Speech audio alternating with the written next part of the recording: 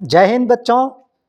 आज ऊर्जा के दो प्रमुख स्रोतों के बारे में मैं आप लोगों को बताने के लिए जा रहा हूं कि ऊर्जा के दो प्रमुख स्रोत होते हैं। पहला, ऊर्जा के परंपरागत स्रोत। परंपरागत स्रोत कहने का मतलब है कि जिस स्रोत को अनवीकरणीय ऊर्जा कहते हैं। अनवीकरणीय ऊर्जा कहने का मतलब है कि ऊर्जा के परंपरागत स्रोत। परंपरागत का मतलब ये होता है कि पुराना, जो सदियों वर्षों से जिन ऊर्जा पर हम लोग अपने संसाधन का इस्तेमाल कर रहे हैं, जिन संसाधनों का हम लोग उपयोग कर रहे हैं निर्माण के लिए, किसी भी कार्य के लिए, तो ऊर्जा के परंपरागत स्रोत कहलाता है, जो प्राचीन समय से जिस ऊर्जा का हम लोग उपयोग करते आ रहे हैं। इसमें देखिए कि अनवीकरणीय संसाधन के अंतर्गत, जैसे इसका उदाहरण हम कह सकते हैं कि कोयला है, पेट्रोल है, प्राकृतिक गैस है, परमाणु ईंधन है। ये सभी अनवीकरणीय संसाधन के, अनवीकरणीय ऊर्जा के ये सभी सब प्रमुख उदाहरण है।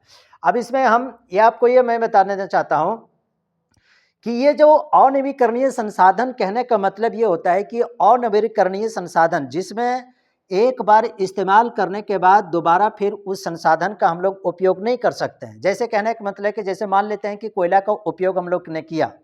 अब कोयला का उपयोग किया तो कोयला का जल जाने के बाद फिर उससे राख बनता है। राख बन जाने से गांव देहात में फिर उस राख से क्या करते हैं लोग, उसको उसमें सरफ डाल करके बर्तन मांजते हैं लोग। लेकिन पुनः तो फिर कोयले के रूप में तो उसका इस्तेमाल तो नहीं कर सकते हैं।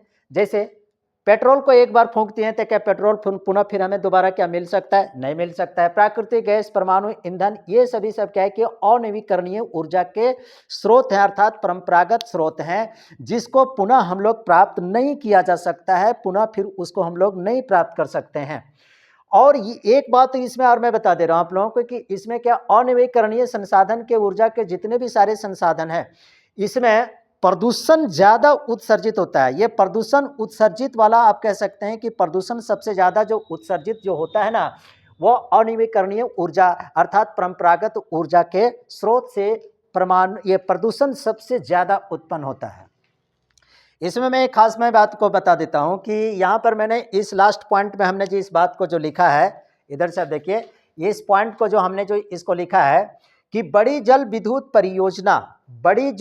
परियोजना कहने का मतलब है कि जिस विद्युत जल परियोजना में 25 मेगावाट से अधिक बिजली का उत्पादन होता है, 25 मेगावाट बिजली का उत्पादन होता है, तो उसको कहते हैं बड़ी जल विद्युत परियोजना। और 25 मेगावाट बिजली से अधिक उत्पादन करने वाले जितने भी जो बिजली परियोजनाएं, वे सब के सब अनवीकरणीय अर्थात ऊर्जा के परंपरागत स्रोत के अंतर्गत आता है। चलिए मैं आपको बताता हूं, नवीकरणीय ऊर्जा के स्रोत बताते हैं। जैसे गैर परंपरागत ऊर्जा, देखिए हम सबों के पास जितने भी सारे जो ऊर्जा है, ये परंपरागत ऊर्जा जितना भी है उसकी सब एक लिमिटेशन है, और एक समय के बाद उसका अंत होगा, वह समाप्त हो जाएगा धीरे धीरे। एक सर्वे के अनुसार कोयला है, चाहे पेट्रोल हो, चाहे डीजल हो, इन सभी संसाधन क्या हो रहे हैं कि धीरे धीरे समाप्त होते जा रहा है। और ये धीरे धीरे समाप्त हो जाने की वजह से आने वाले समय का सस्टेनेबल डेवलपमेंट अर्थात सतत पोषणीय विकास किस प्रकार से जारी रहे, इसके लिए फिर उसके विकल्प के रूप में इन सभी ऊर्जा का खोज किया जा रहा है, इजाद किया जा रहा है, जिसको हम लोग कह सकते हैं नवीकरणीय ऊर्जा अर्थात गैर परंपरागत ऊर्जा, जिसके अंतर्गत जल विद्युत ऊर्जा आता है, सौर ऊर्जा आता है, पवन ऊर्जा, ज्वारीय तरंग ऊर्जा, भूतापीय ऊर्जा, बायोगैस बायोमास गैस और बायोडीजल, ये सारी चीजें आती है। इसको नवीकरणीय ऊर्जा इसलिए कहते हैं कि इसको एक बार इस्तेमाल करने के बाद पुनः फिर से दोबारा इसे हम लोग प्राप्त कर सकते हैं। जैसे मान लेते हैं कि जल विद्युत ऊर्जा एक बार समाप्त होने से फिर से हम लोग उसको प्राप्त कर सकते हैं। सौर ऊर्जा, आजकल देखते हैं कि सौर ऊर्जा सभी के घरों में लगभग सोलर पैनल लगा हुआ है, सोलर प्लेट लगाए हुए हैं। तो सोलर एनर्जी जिसको हम लोग उसको स्टोर करते हैं एक बैटरी में, और उसके बाद उसको खर्च करने के बाद पुनः फिर उस सोलर एनर्जी को फिर अगले दिन हम लोग उसको पुनः प्राप्त कर लेते हैं, इसलिए इसको कहते हैं नवीकरणीय ऊर्जा का स्रोत कहते हैं। सौर ऊर्जा, जैसे पवन ऊर्जा, ज्वारीय ऊर्जा देखिए कि समुद्र से उत्पन्न किया जाता है। ज्वारीय ऊर्जा, समुद्र में दो तरह के लहरें, जैसे एक ज्वार भाटा का आप लोगों ने नाम सुना होगा कि ज्वार, समुद्र में जो अथाह जल जो उठता है ऊपर लहर की तरफ जो उठता है, तटों से जो टकराता है, तो उसको ज्वार कहते हैं। और फिर जब तट से टकरा करके वो लहरें जब ऊंची उठती है और फिर जब नीचे जब फिर से दब जाता है तो फिर इसको भाटा कहा जाता है। उसकी गति से, ज्वार भाटा की गति से, समुद्र में जो ज्वार भाटा जो उत्पन्न होता है उस ज्वार भाटा की गति से भी ऊर्जा उत्पन्न किया जा रहा है आजकल। इसलिए ये सभी वैकल्पिक ऊर्जा के स्रोत आप कह सकते हैं, नवीकरणीय ऊर्जा के ये सभी स्रोत है। तरंग ऊर्जा, तरंग ऊर्जा के बारे में अगर कहा जाए तो समुद्र में भी कई सारे तरंगें चलती है। जल तरंग, वेव, सी वेव जिसको कहते हैं, जल तरंगें, जल तरंग से भी ये इन सभी ऊर्जा की गति जो ऊर्जा जो उत्पन्न होता है आप कह सकते हैं कि ये समुद्र जल की गति पर निर्भर करता है कि समुद्र जल की गति कितनी तेज गति से है, उस गति के अनुसार ऊर्जा उत्पन्न किया जाता है। और भारत में सबसे अधिक तरंग ऊर्जा से, भारत में सबसे अधिक तरंग ऊर्जा से अगर ऊर्जा उत्पन्न करने की जहां तक सबसे ज़्यादा संभावना है तो वह संभात की खाड़ी इसमें सबसे प्रमुख है, जहां पर तरंग ऊर्जा उत्पन्न करने की बहुत बड़ी संभावनाएं हैं।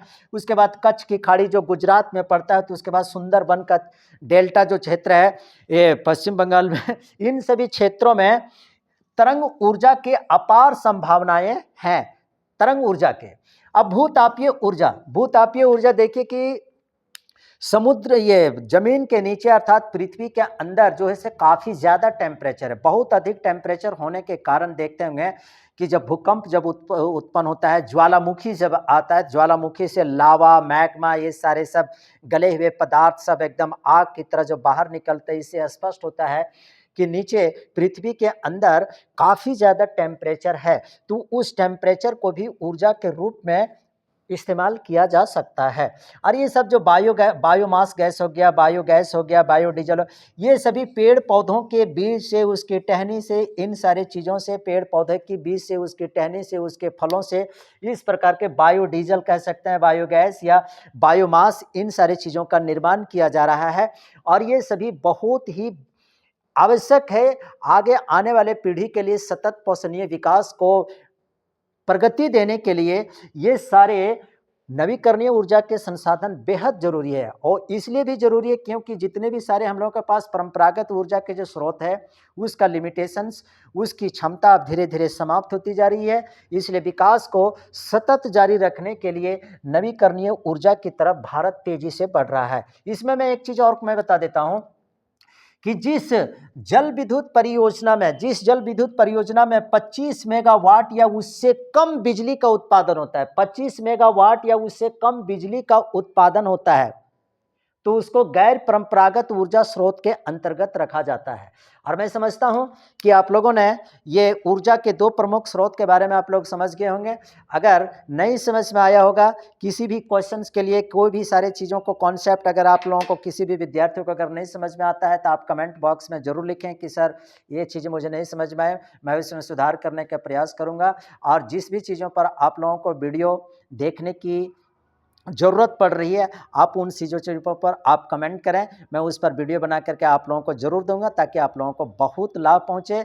बहुत बहुत धन्यवाद आप सभी हमारे दर्शकों को। मैं कहता हूं आप अपना कृपया करके बहुत से बहुत ख्याल रखें। धन्यवाद।